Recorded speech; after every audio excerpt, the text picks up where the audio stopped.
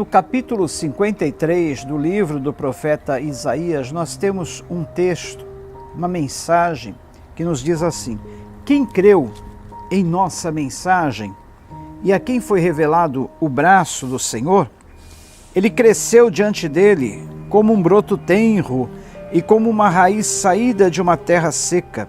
Ele não tinha qualquer beleza ou majestade que nos atraísse. Nada havia em sua aparência para que o desejássemos.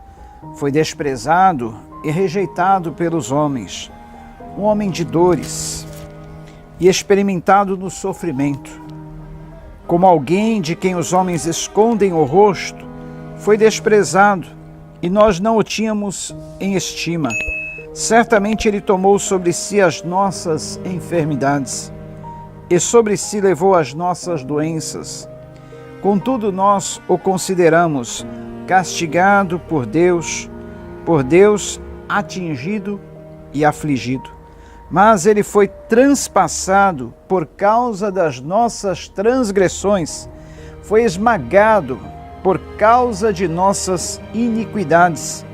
O castigo que nos trouxe paz estava sobre ele, e pelas suas feridas fomos curados. Todos nós, tal qual ovelhas, nos desviamos, cada um de nós se voltou para o seu próprio caminho, e o Senhor fez cair sobre ele a iniquidade de todos nós. Ele foi oprimido e afligido, e contudo não abriu a sua boca. Como um cordeiro foi levado para o matadouro, e como uma ovelha que diante de seus tosqueadores fica calada, ele não abriu a sua boca. Com juramento opressivo, ele foi levado. E quem pode falar dos seus descendentes? Pois ele foi eliminado da terra dos viventes. Por causa da transgressão e do meu povo, ele foi golpeado. Foi-lhe dado um túmulo com os ímpios e com os ricos em sua morte. Embora não tivesse cometido nenhuma violência, nem houvesse nenhuma mentira em sua boca. Contudo, foi da vontade do Senhor esmagá-lo, fazê-lo sofrer. E embora o Senhor tenha feito da vida dele uma oferta pela culpa, ele verá sua prole e prolongará os seus dias. E a vontade do Senhor prosperará na sua mão. Depois do sofrimento de sua alma, ele verá a luz e ficará satisfeito.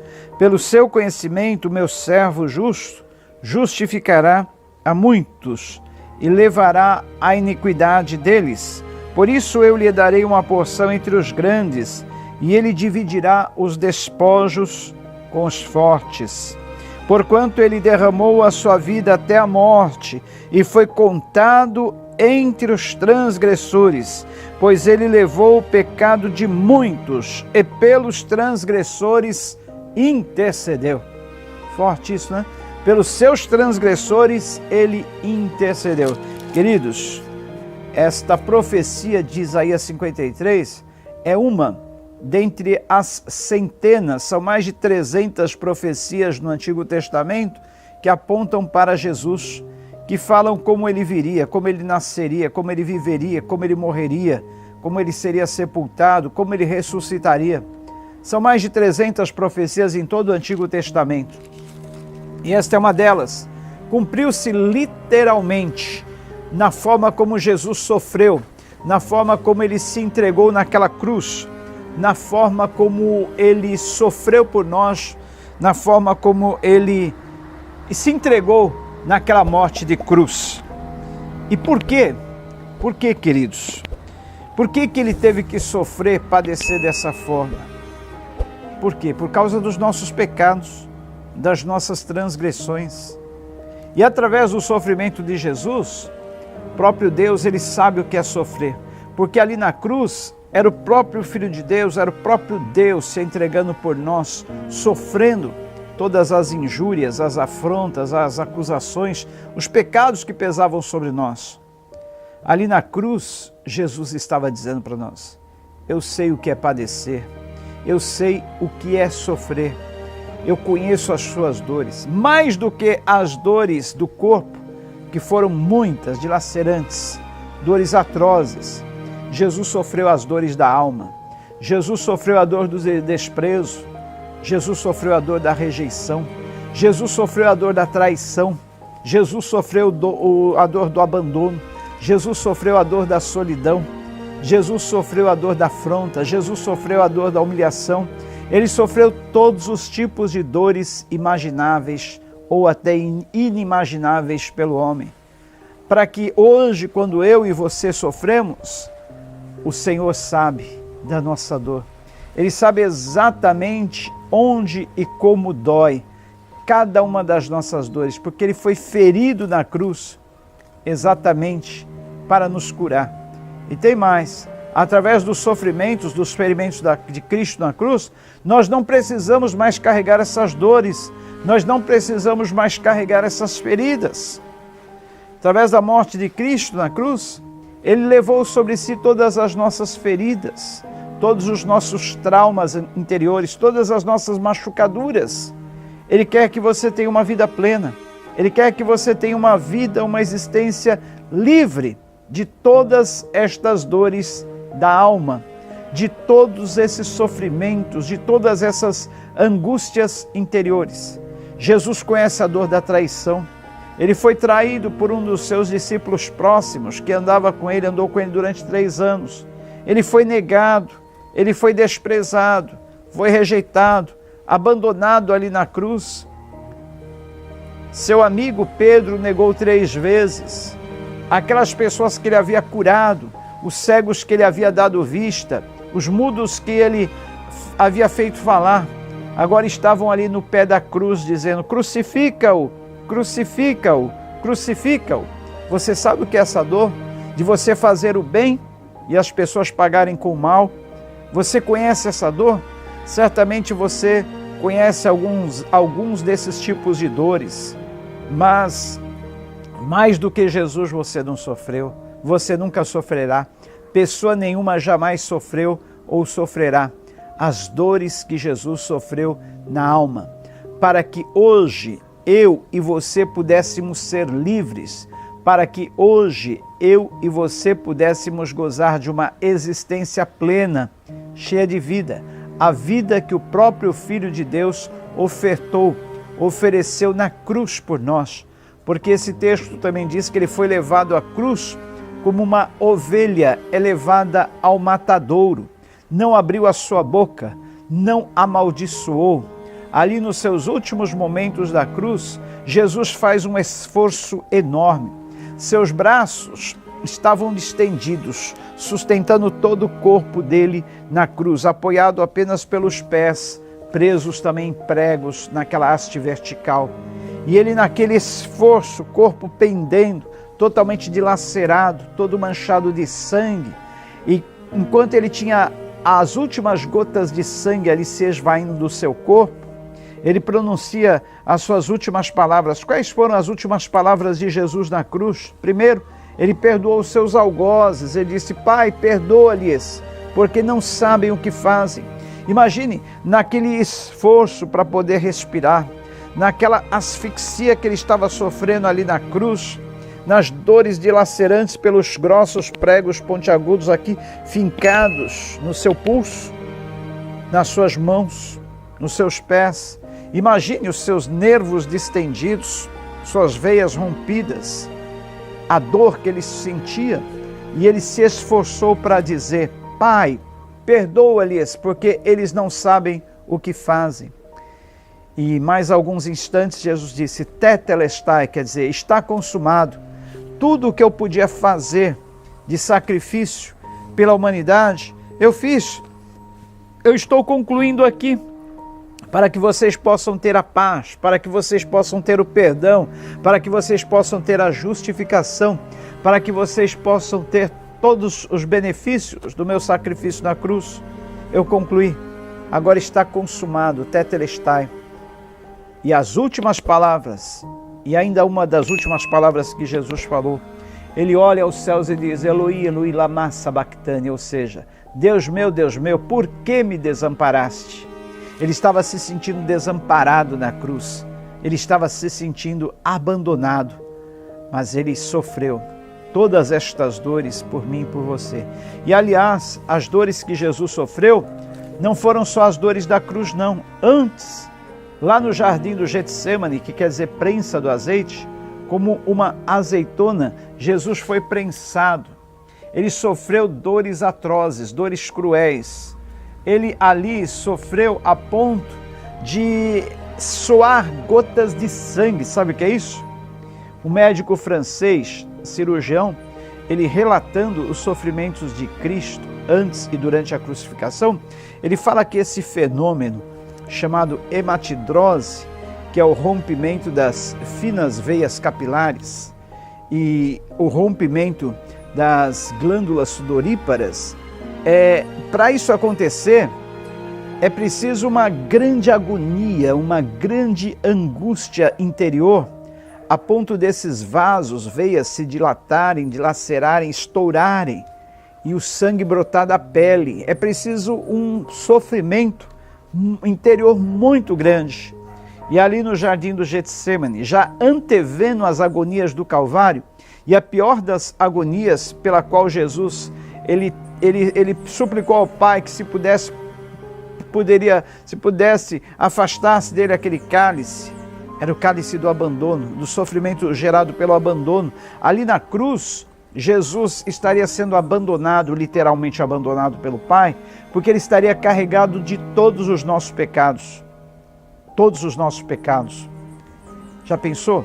Só os meus pecados da vida toda, imagine qual o peso que seria sobre Jesus. Mas ele carregou os pecados de todo mundo, todo mundo. E antes disso, antes de estar sofrendo ali na cruz, ele ainda teve que carregar sobre seus ombros a grossa tala horizontal da cruz, que pesava cerca de 50 quilos. Imagine, o peso de um saco de cimento. Ele carregou durante 600 metros, mais de meio quilômetro, durante a Via Dolorosa, até subir ao Monte do Calvário, para ali estar sendo estendido naquela cruz. É bom lembrar que antes disso, na sala do julgamento, Jesus já havia sido chicoteado com chicotes compostos de tiras de couro, com pedaços de chumbo pontiagudos e pedaços de ossos pontiagudos na extensão dessas talas feita de couro de animais. Já pensou, gente? Aquelas chicotadas feitas por executadas por dois executores ali, um de cada lado, dando chicotadas nas costas de Jesus, arrancando pedaços de carne viva. A pele toda dele estava em carne viva. E ali ele ainda teve o manto dele colado nas costas. Imagine quando arrancaram aquele manto, puxando com toda a força. Quem já teve um ferimento coberto por gaze, sabe como dói quando arranca aquele gaze grudado na pele. Imagine as costas inteiras de Jesus dilaceradas, aquele manto com o qual ele estava coberto, sendo puxado com toda a força, porque ele teria que ser crucificado nu. Ainda sofreu essa humilhação. Na cruz, ele pediu água, ele tinha tanta sede. Ele, o Criador de todos os rios, mares, cachoeiras, oceanos que existem, ali na cruz pedindo água. E no lugar da água, lhe deram-lhe vinagre, um vinho velho, já estragado, e numa esponja, na ponta de um caniço. Você nem imagina de onde vinha essa esponja, embebida ali com o vinagre, o fel, na ponta de um caniço. Essa esponja, na ponta do caniço, era usada em banheiros públicos, para higiene pessoal das pessoas que usavam banheiro público. Naquele tempo não havia papel higiênico. Era uma espécie de uma esponja que era usada para limpar as partes íntimas da pessoa quando ela defecava. Imagine que imundícia, que sujeira. Mas ele rejeitou aquele vinagre que fazia com que a morte do crucificado fosse mais rápida, acelerava o processo da morte. Ele o rejeitou. Outra coisa, queridos, esse esforço de Cristo na cruz, essa dor, essa agonia durou cerca de 3 horas, do meio-dia às 3 horas da tarde, onde o dia se fez escuro, onde o sol se escondeu, como querendo se esconder daquele espetáculo lúgubre, atroz, aquele espetáculo horrendo, até a própria natureza se recusando a assistir. Imagine ali os sofrimentos de Cristo na cruz. Foi por mim e foi por você, para que hoje nós pudéssemos desfrutar da presença do Pai, da comunhão com o Pai, pudéssemos ter esse acesso livre aos céus. Tudo isso Ele fez por nós, tudo isso Ele sofreu, tudo isto para que nós tivéssemos vida, e não somente vida, mas vida com abundância. Eu quero que você pense nisso, reflita nisso, medite nisso, porque foi um sofrimento terrível, atroz. E Ele ali na cruz ainda foi crucificado entre dois salteadores, dois ladrões. Imagine a humilhação para o Filho de Deus. Na Via Dolorosa Ele teve que passar ali por uma avenida principal para que todos vissem que ali estava um criminoso, um bandido sendo levado à execução, sendo que ele não havia cometido crime algum, sendo que não havia nenhum pecado na vida dele, nenhum erro. Jesus fez tudo isso por nós, por mim, por você, por amor de mim e por amor a você, para que nós pudéssemos ter uma existência livre de dores. Ele levou sobre si as nossas dores. Ele levou sobre si as nossas enfermidades. Ele carregou sobre si os nossos pecados, para que eu e você pudéssemos ter uma existência livre dessas dores. Eu quero orar com você, por você.